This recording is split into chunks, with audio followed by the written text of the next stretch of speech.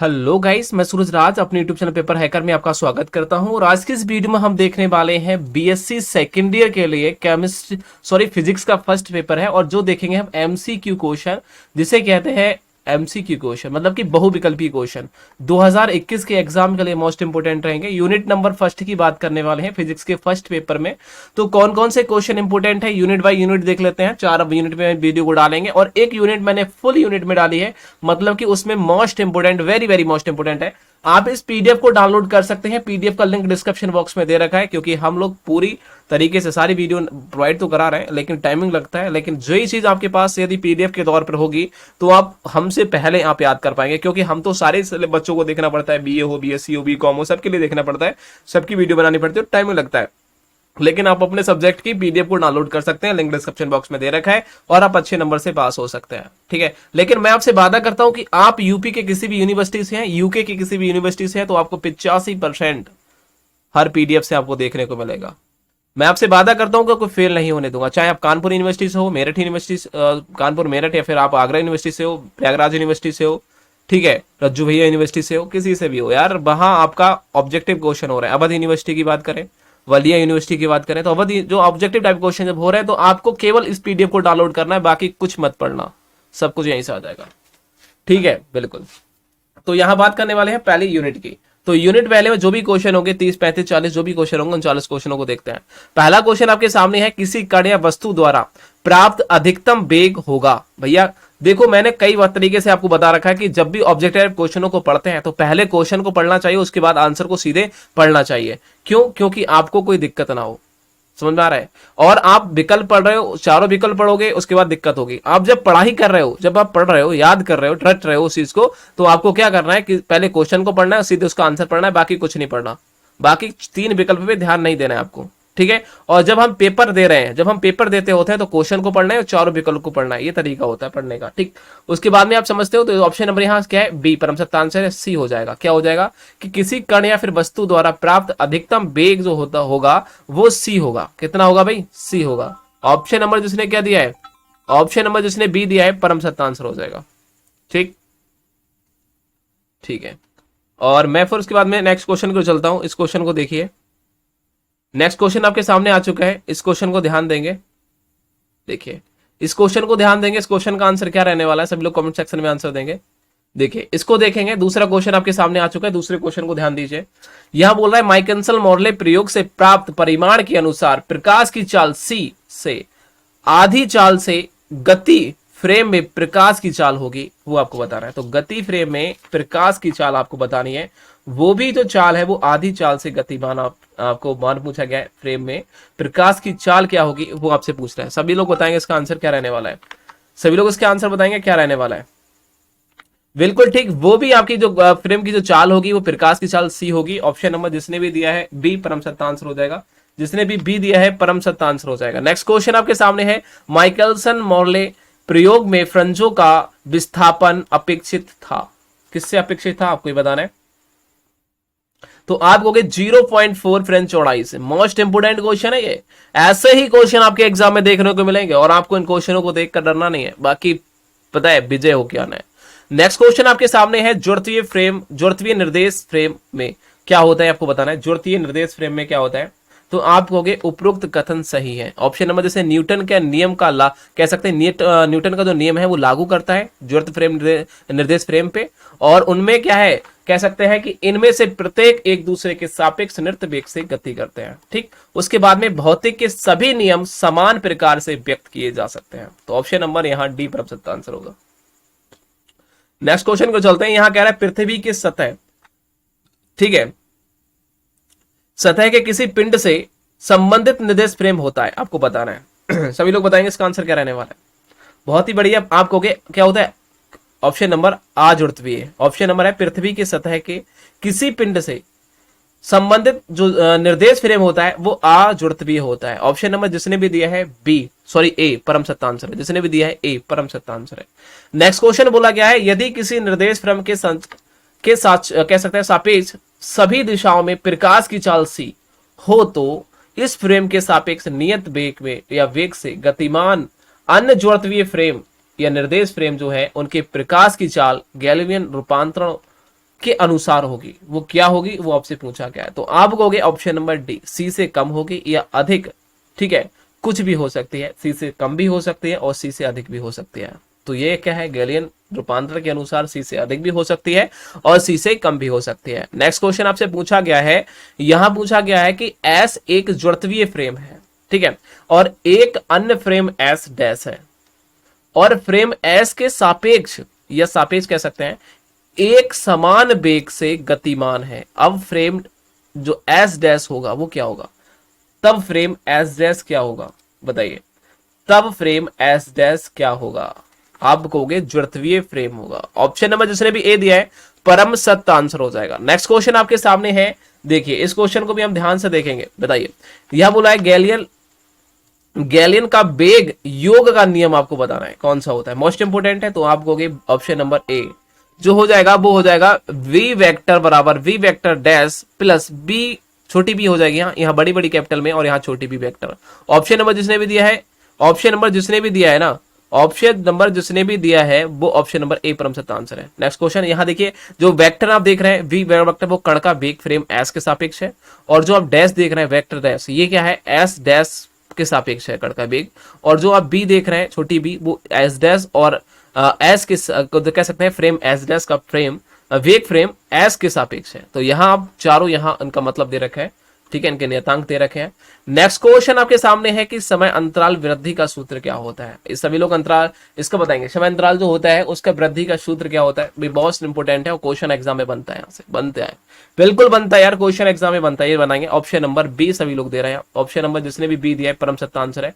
तो यहाँ देख सकते हैं डेल्टा टी, डेल्टा देखिए डेल्टा टी डैश है, तो यहाँ आप देख सकते हैं डेल्टा टी डैश का मतलब गतिमा, यहाँ देख गतिक समांतराल होता है, गतिक समांतराल मतलब होता है, और डेल्टा टी का मतलब होता है ब्राह्म समांतराल, मतलब कि ये गति कर रहा है, घड़ी चल रही है और ब्राह्म अवस्था में है, ठीक है, अंडर रूट और 1 प्लस बी स्क्वायर बटे सी स्क्वायर, ठीक है, यहाँ पे याद रखेंगे।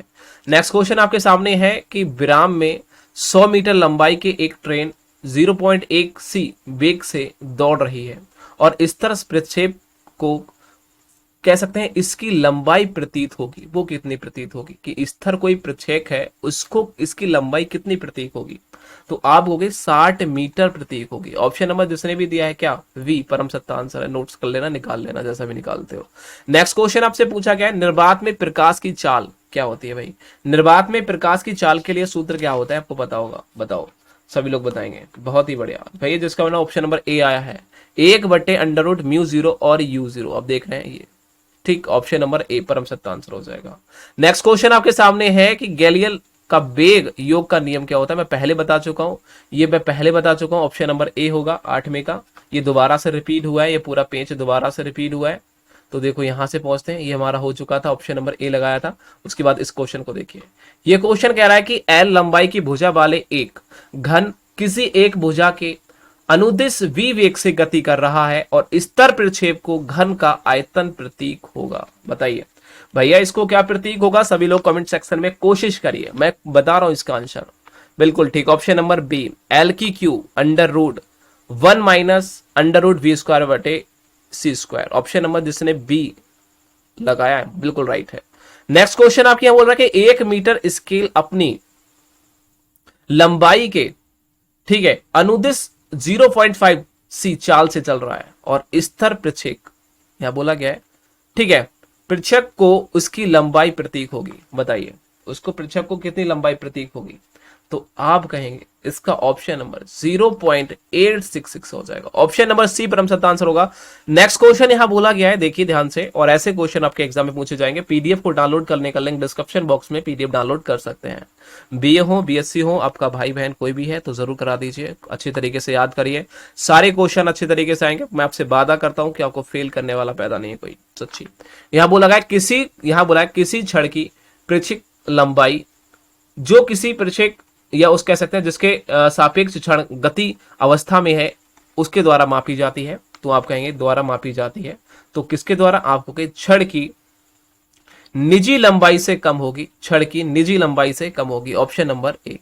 नेक्स्ट क्वेश्चन है लॉरेंज रूपांतर समीकरण, लॉरेंज रूपांतर समीकरण, ठीक है, और गैलियन रूपांतर समीकरण में परिवर्तन होता या परिवर्तन हो जाते हैं, जबकि बताना है आपको। देखिए, जब लॉरेंज रूपांतरण समीकरण है वो गैलेन रूपांतरण समीकरण में परिवर्तन हो जाती है, जब होगा तब क्या, जब कब ये परिवर्तन हो सकता है, तो आपको कि जब जो बी का मान जो होता है वो क्या है, सी, देखिए देखिए सी का मान बी से 2 बार गुना हो, बड़ा हो, ठीक है, सी का मान बी से बड़ा हो, तब ऐसा होगा। नेक्स्ट क्वेश्चन आपके सामने है कि जो यहां कह रहा है, दो जड़त्वीय फ्रेमों को संबंधित करने वाले सही रूपांतरण समीकरण क्या होती है। तो दो जड़त्वीय फ्रेमों को संबंधित करने वाले सही रूपांतरण समीकरण आपको बतानी है, तो वो होती है लॉरेंज रूपांतरण जो समीकरण होती है, वो क्या होती है, एक जड़त्वीय फ्रेम को संबंधित होती है, और जो सही एक क्या है रूपांतरण समीकरण है, लॉरेंज इसे कहते हैं, लॉरेंज, ठीक है, इस बात को याद रखेंगे। नेक्स्ट क्वेश्चन है, एक घड़ी सही समय देती है और किसी प्रक्षेप के सापेक्ष उसकी चाल होगी यदि वह 24 घंटे में 5 मिनट कम बताए, वो 24 घंटे में 5 मिनट कम बताए। तो ऐसे क्वेश्चन आपको देखने को मिलेंगे एग्जाम में। तो option number b 2.5 into 10⁻7 metre प्रति second, option number b. Next question है, गतिज ऊर्जा में वृद्धि होती है, गतिज ऊर्जा में वृद्धि किसकी होती है, तो आप कहोगे ए ऑप्शन, क्या हो जाएगा, m माइनस m0 और c की square, option number A. Next question बोला गया है कि 1 किलोग्राम विराम द्रव्यमान का एक कण 0.1 सी चाल से गतिमान है, उसके द्रव्यमान में वृद्धि होगी, उसके द्रव्यमान में वृद्धि होगी, सभी लोग बताएंगे उसके द्रव्यमान में वृद्धि होगी, तो आप कहोगे 0.66 किलोग्राम की वृद्धि होगी, क्या होगी, 0.66 किलोग्राम की वृद्धि होगी। मोस्ट इंपोर्टेंट है, ऐसे क्वेश्चन आपके एग्जाम में देखने को मिलेंगे। नेक्स्ट क्वेश्चन कह रहा है कि दो कण विपरीत दिशा में गतिमान है, उनमें प्रत्येक कण की चाल 0.1 सी है और एक कण का दूसरे कण के सापेक्ष वेग क्या होने वाला है, तो सभी लोग बताएंगे ऑप्शन नंबर क्या होगा, सी। आप इन क्वेश्चनों को रट सकते हैं या फिर सॉल्व कर सकते हैं, आपके ऊपर डिपेंड करता है। तो 0.994 सी। और नेक्स्ट क्वेश्चन यहां बोला गया है कि भाई सही संबंध आपको बताना है, तो सही संबंध क्या रहने वाला है, तो आप कहोगे डेल्टा टी बराबर होता है, ये मैंने अभी आपको बताया था, ये सूत्र अभी मैंने आपको बताया था, ये किसका सूत्र होता है भाई, अभी मैंने हाल ही में आपको बताया था, सबको पता होगा ये, ठीक है, हाँ ये अभी मैंने आपको हाल ही में बताया था, सूत्र किसका होता है,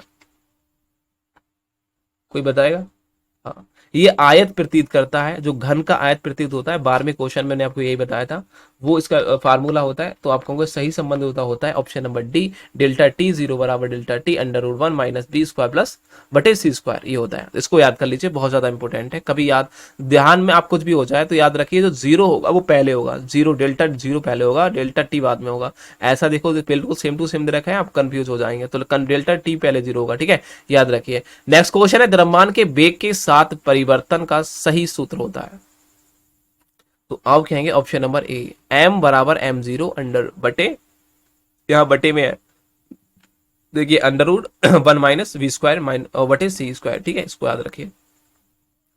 नेक्स्ट क्वेश्चन है, किसी कण की संपूर्ण ऊर्जा उसके विराम ऊर्जा की ठीक दुगनी होती है, कण का वेग बताना है, कण का वेग बताना है आपको, कण का वेग बताना है, फटाफट बताइए। हाँ बहुत ही बढ़िया, सभी के आंसर राइट आना चाहिए, बिल्कुल ठीक, ऑप्शन नंबर बी परम सत्ता आंसर दे रहे हैं, √c/2, बिल्कुल ठीक है।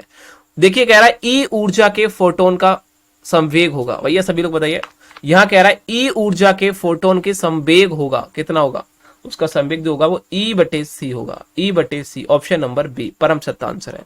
नेक्स्ट क्वेश्चन बोल रहा है कि शून्य विराम द्रव्यमान का कण गति करता है, भैया जब बताओ, जब शून्य विराम कह सकते हैं, शून्य विराम द्रव्यमान का जो कण होगा वो गति करता है, तो आप कहोगे वो करता है प्रकाश के वेग से, किसके करता है, प्रकाश के वेग से, याद रखिए वो किसका करता है, प्रकाश के वेग से करता है, उसके अंदर शून्य द्रव्यमान, मतलब कि वो कतई बिल्कुल, द्रव्यमान का मतलब होता है भार, तो वो कतई भार का ना है, बिल्कुल हल्का है, उसका शून्य द्रव्यमान है, वो फिर भी कण क्या है, वो गति कर रहा है, तो कब करेगा, आप कहोगे धूल के कण जो होते हैं वो वायुमंडल में घूमते रहते हैं, जब कब, किसके कारण, आप कहोगे प्रकाश के कारण, तो प्रकाश का जो वेग होता है उसके कारण घूमता रहता है, याद रखिए इस बात को, गति करता रहता है, तो प्रकाश के वेग के कारण, ठीक। नेक्स्ट क्वेश्चन है, एक फोटोन उसकी तरंग दैर्घ्य 6 × 10⁻7 मीटर है, तो संवेग होगा, तो बताइए उसका संवेग क्या होने वाला है, बिल्कुल सभी का ऑप्शन नंबर बी आना चाहिए, 1.104 × 10⁻27 किलोग्राम m/c², बिल्कुल। नेक्स्ट क्वेश्चन आपके सामने है कि एक द्रव्यमान का एक इलेक्ट्रॉन का द्रव्यमान किसी या फिर किस वेग पर विराम द्रव्यमान का दो गुना हो सकता है, आपको ये बताना है, या हो जाता है, बताइए हो जाता है या हो सकता है। देखिए यहां कह रहा है एक इलेक्ट्रॉन का द्रव्यमान किस वेग पर द्रव्यमान का वेग या द्रव्यमान का दो गुना हो जाता है। जो ब्राह्म द्रव्यमान है उसका तो दो गुना हो जाता है, वो किस वेग से होगा, वो कह सकते हैं एक इलेक्ट्रॉन का जो द्रव्यमान किस वेग पर, या कौन सा ऐसा वेग है जिसमें ब्राह्म द्रव्यमान का दो गुना हो जाता है। तो ब्राह्म द्रव्यमान का जो दो गुना हो जाता है वो 0.87 सी के द्रव्यमान, ठीक है। तो याद रखना ये बेग से हो जाता है, तो यहाँ बेग हो जाएगा, ठीक है, चाल जिसे कहते हैं बेग, तो 0.87 बेग से हो जाता है। नेक्स्ट क्वेश्चन है आपेक्षिकता के आधार पर संवेग और ऊर्जा में संबंध होता है, बताइए। तो वो होता है ई स्क्वायर बराबर पी स्क्वायर सी स्क्वायर प्लस m0 सी स्क्वायर इतना। देखिए इसको आपको टक लगाना है। नेक्स्ट क्वेश्चन आपके सामने आ चुका है, देखिए कह रहा है वह चाल, देखिए वह चाल किस पर, कह रहा है वह चाल जिस पर किसी कण का द्रव्यमान उसके ब्राह्म द्रव्यमान के 3 गुना हो जाएगा या होगी, वो किसके कारण होगी। तो आप कहोगे ऑप्शन नंबर ए परम सत्य आंसर होगा। 2.82 इंटू 10 की घात 8 मीटर प्रति second, option number A. Next question बोल रहा है किसी कण, देखिए कह रहा है किसी द्रव्यमान कण का महत्व वेग होता है, ठीक है, किसी कण का जो द्रव्यमान कण होता है उसका महत्व होता है, तो आप कहोगे प्रकाश वेग के बराबर, ऑप्शन नंबर सी, प्रकाश के वेग के बराबर होता है। नेक्स्ट क्वेश्चन है गति अवस्था में फोटोन का द्रव्यमान होता है, तो गति अवस्था में फोटोन का द्रव्यमान होता है, वो होता है option number A, hv/c²। Next question आपके सामने है कि अपेक्षता की के विशिष्ट सिद्धांत अनुसार, ठीक है, तो सिद्धांत के अनुसार आपको बताना है, विशिष्ट सिद्धांत अनुसार यहां आपको बताना है कि आपेक्षीय कण की गति ऊर्जा का व्यंजक है। तो ऐसा कौन सा है, देखिए अपेक्षता यहां बोला गया अपेक्षता का के अविशिष्ट सिद्धांत अनुसार अपेक्षीय कण की गति ऊर्जा का व्यंजक है, वो आपको बताना है। तो आप कहोगे के बराबर होता है mc² minus m0c², option number A. Next question बोल रहा है कि एक द्रव्यमान का वेग 0.99 c होता है या है, तो उसकी ऊर्जा होगी, तो उसकी ऊर्जा क्या होगी 3.6 MeV, option number A. Next question यहां बोला गया है, देखेंगे ध्यान से, देखिए इस क्वेश्चन को देखेंगे, इस क्वेश्चन को देखेंगे, ठीक है, इस क्वेश्चन को देखेंगे। ये कह रहा है किसी कण की कुल ऊर्जा उस कण के ब्राह्म द्रव्यमान ऊर्जा के ठीक दोगुनी है, तो कण की चाल कितनी होगी, तो कण की चाल कितनी होगी बताइए, तो कण की चाल क्या होगी। तो आप कहेंगे ऑप्शन नंबर बी √3/c, मैं पहले करा चुका हूं। नेक्स्ट क्वेश्चन है कि एक प्रक्षेप्य की गति दूसरे प्रक्षेप के सापेक्ष सदैव होती है, या सदैव कैसी होती है आपको बता रहा है, तो आप कहोगे सरल रेखीय होती है, एक दूसरे कैसे होती है, सरल रेखीय होती है। नेक्स्ट क्वेश्चन कह रहा है एक जुड़त्वीय निर्देश फ्रेम के लिए निम्न में से कौन सा नियत रहता है, ठीक है, और बताना है कौन सा नियत रहता है, तो आप कहोगे वेग नियत रहता है, ऑप्शन नंबर वी परम सत्य आंसर हो जाएगा। नेक्स्ट क्वेश्चन कह रहा है कि किस वेग पर किसी कण का द्रव्यमान उसके ब्राह्म द्रव्यमान का 3 गुना हो जाएगा, तो किस वेग से हो जाएगा, तो आप कहोगे ऑप्शन नंबर सी 2.82 इंटू 10 की घात -8 मीटर प्रति सेकंड से किसी कण का क्या है द्रव्यमान वेग ब्राह्म वेग का 3 गुना हो जाएगा, option number C. Next question यह कह रहा है क्यू आवेश की एक वस्तु 0.1 सी वेग से गति आरंभ करती है और गति के दौरान वस्तु का आवेश होगा, तो आप कहोगे तो गति के दौरान जो वस्तु का जो आवेश होने वाला है, जो चार्ज होगा वो क्यू होगा। नेक्स्ट क्वेश्चन यहां कह रहा है एक द्रव्यमान, देखिए सॉरी यहां कह रहा है एक इलेक्ट्रॉन का विराम, देखिए यहां कह रहा है विश्राम द्रव्यमान, विश्राम मतलब कि m0, ठीक है, तथा वेग है वो c/2 है। उसके बाद कहा जा रहा है उसका संवेग क्या होगा, तो उसका संवेग आपको बताना है, उसका संवेग क्या रहने वाला है, तो आप कहोगे m0 और c हो जाएगा, ऑप्शन नंबर जिसने भी दिया है क्या बी परम सत्य आंसर है। अभी इस यूनिट नंबर 2 की जब बात करूंगा तो पार्ट 2 हम वीडियो को अपलोड करेंगे, पार्ट 2 उसमें आप देखेंगे। तो आप इस वीडियो में देख चुके हैं कि unit number 1 BSc second year वालों के लिए फिजिक्स का फर्स्ट पेपर है और इसमें हम यूनिट नंबर 1 देखा है, तो यूनिट नंबर 2 भी देखेंगे, यूनिट नंबर 3, यूनिट नंबर 4। तो आई होप आज की वीडियो कैसे लगी कमेंट सेक्शन में जरूर बताइए, और आपने अभी तक पीडीएफ को डाउनलोड नहीं किया है तो पीडीएफ का लिंक डिस्क्रिप्शन बॉक्स में दे रखा है, आप डाउनलोड कर सकते हैं। जय हिंद दोस्तों।